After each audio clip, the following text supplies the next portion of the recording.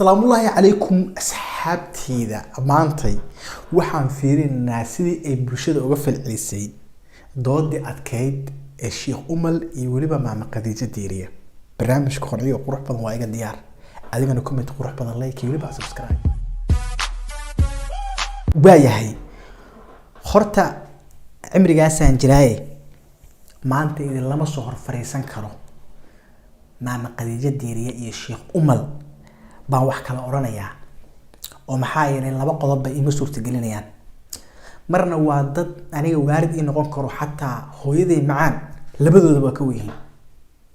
marna ninna waa culimo oo waa sheekhay dhamaa maamaduna waa qof xil Soomaaliyeed hayo Ilaahay quraankiisa wuxuu ku yiri waadiicu Allah waadiicu rasuula wa ulul amri minkum macnaha qofka talada markaas ay ulul amriga ah xitaa ishiisa waa kacdaa maanta taan barnaamij aan kelmad adag meeshaan ka dhaho oo muuqaalkii loo geeyo hal mar isa u fiiriso waxa laga yaabaa inay halka laga raacaba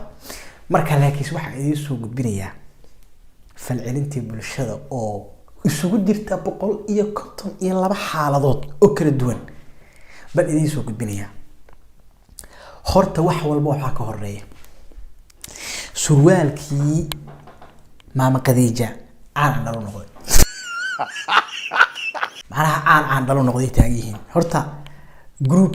halkaas ay ku maqnaayeen oo falaanqeynta surwaalka ay group ku maqnaayeen kaftanka markaan ka soo gudubno barnaamijkan intii uu socday waxa tuu baraaci ugu weynaa ama qumbuladii ugu weyneed waxa riday Cabdiraxmaan Shukuur Baariday oo ergey gaarka ah ee arrimaha mataqaan abaaraha u qaabilsan ee dawladda intaan marka qumbuladii uu riday inta aan soo gudbin horta ciyaalka xaafadda ayaga warkooda subaxii hore ba cadeysteenbu waxay taagan yihiin sheekadan surwaalka hadda ma bilaaban ee hore ay u soo jirtay waxay soo qaadeen muuqaal 3 sano ka hor balbalaarka adduunka oo xasan toob ugu baaqday inuu surwaalkiisa soo doonto macnaha anaga sheekada surwaalka waa hore inoo socotay ciyaaltiibtuna waxay dhaheen warniyo hore Facebook oo surwaalkan idinku cusub yahay annaga haddaan reer TikTok na surwaalkaas waa hore sharciyeena macnaha agteena caadi aan laga dhigamo to gabdhihii TikTok muuqaalada soo duubo dhan surwaalkan waa wataan annaga agteena wax cusub kama ay taagan reer TikTokna goonida u bixeen luuqa gal soo sib surwaalka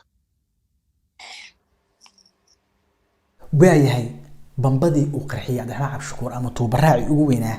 aan soo qaato Cabdiraxmaan Shukuur wuxuu yiri hadda ka hor ayaa iyadoo xajka la gudanayo ayaa nin su'aal weydiiyay Sayyiduna Abdullah ibn Umar Ilaahay ka raal noqday wuxuu yiri hadii anu xajka gudanaya aan tixsidilo dhiigiisa ma la haystaa oo kafaaro gud ma laga rabaa Sayyiduna Abdullah ayaa ku yiri xagee ka timid ninka ayaa ku jawaabay Ciraaq baan ka imid wuxuu yiri reer Ciraaq oo cajiibsanidina dhiiga tixsiga ayaad i weydiinaysaa Sayyidina Xasan bin Ali bin Abi Talib ayaad midisheen Ilaahay raal ka noqday marka wuxuu taagan yahay maanta dadkeenii abaaro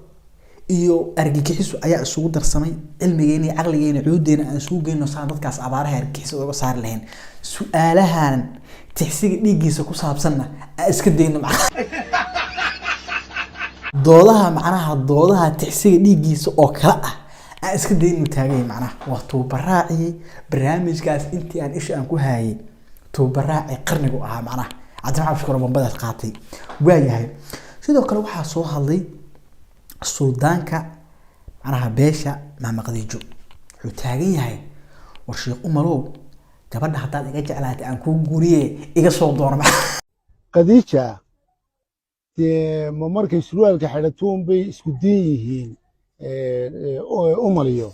Sheekh Umaliyo sheekhdii kale Khadiija waxay waa 25 way xir waa midgaan Soomaad gar diinta markii hore way ka saari jireen surwaalkeeda waxa kale sheekh haduu naga jeclaaday wasiirada tii aniga u boqoray aniga hay'ad aniga u meerinayay taanu jacayl uma noo arkay haduu sheekh Umal jeclaaday wasiirada naga jeclaaday yaa aniga hay soo marana u meeri doonay intaas marka aan kaga gudubno suldaanka sidoo kale dadka difaacaya Sheekh Umal ayagana waxay la yimaadeen barnaamij ay ku garnaqsanayaan maadaama maamada ay tiri war qaraxyada ay argagixisada wadanka waxa ay ka geeyaan ma ka soo hadashaan hadaa shuyuqtiin ama culimaatiin maxaa uga aamusantiin iyagana YouTube intay galeen bay waxay soo aruuriyeen abkii qarax wixii Sheekh Umar uu ka hadlay oo dhan ayaguna sawirkaas bay la yimaadeen macnaha waa wax kasta qolo kasta awoodi iyo wixii ay soo bandhigatay waa idin la wadaagayaa iyaguna sawirkaas ay ku qaraqseen oo taagan Sheekh Umal waligiisba qaraxi dhaca waa ka soo hadli jiray dadkana uu tacsiyan jiray waayahay sidoo kale sawirada Facebook qabsaday ee kaalinta weyn qaatay waxa kamid ah sawiradan gabdhahan xajka ilaalinayay oo la soo bandhigo leeyahay waa gabdha muxsinaad oo xajka ilaaliya xaramkii bay dhex taagan yihiin saraawiilna waa wataan sawiradan waxa dhankaas iyo Google-ka iyo meelahoodii ugu tagay oo soo qaaday oo Facebook dhanka Soomaalida dhex keenay groupkii taabacsanaa maama Khadiija taabacsanaa iyagoo ku doodaya gabdhaha mas'uul wataan maxaa maamada lagu dhigay waa tahay sidoo kale groupka ugu dambeeyay barnaamijka aan rabo inaan ku soo qaato waa groupka isticmaalaya sawirka Ilhaan Cumar iyo Khadiija Diiriye waxay taagan yihiin Sheekh Umal dhanka raaska kore qabiilka Ilhaan bay isxigaan mu ayada waani maxuu maama Khadiija u waaninaya okay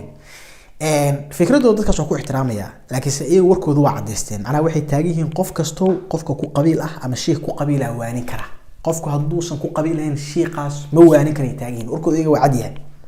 la su'aal baan rabaa inaan weydiiyo tusaalahan aniga haddaan maanta intaan soo qaawiyo aan social media saan ku soo fariisto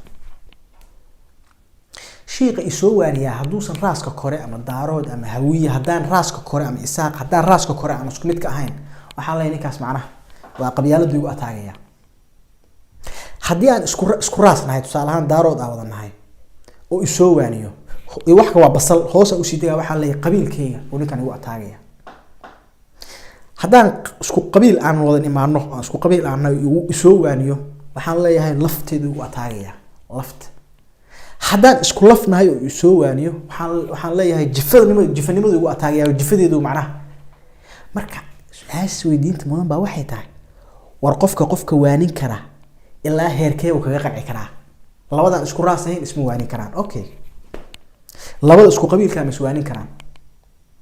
mise labada isku lafta ba iswaanin karaan mise labada isku jifada ba iswaanin karaan mise labada familka hoose afarta aw kala tirsan ba iswaanin karaan commentiga nagu fahansiiya barnaamijkaas far baa nooga taagan Sheekh Umar iyo maama Khadiija waxaan leeyahay aniga maanta taa meel soo fadhiisto inaan dhoo Sheekh Umar iyo maama Khadiija u kala gar qaadaya tii aqligeedii garaadkeedii garashadeedii waqtigeedii midna ma jooga dadka ay daawanayna aqligoodan ixtiraamaya oo aqligooda kuma ciyaarayeen Sheekh Umar iyo maama Khadiija banooniga dhulka noo dhiga oo wixiina bareefad ku dhamaysta oo wixiina si hoos u wada hadla oo doodahan adag iyo gurcan ee cilmiga iyo siyaasadda iyo diinta iyo wixii ku saabsan oo aad meesha isku marinaysaan dagaalkan foolkaanahan qarxay naga daayay annaga ubadkeeni baan nahay waa idin daawaneynaa hooyooyinkeena iyo aabayaasheena tihiin waa idin daawaneynaa bal wixiina qaab bareefad ah ku dhamaysta waayahay barnaamijkii maanta ku fiirnayay qaabkay bulshada uga falcelisay doodii adkeed ee maama Khadiija iyo waliba Sheekh Umal intaasaan kusoo gabagabaynayaa barnaamij qurux badan waa iga diyaar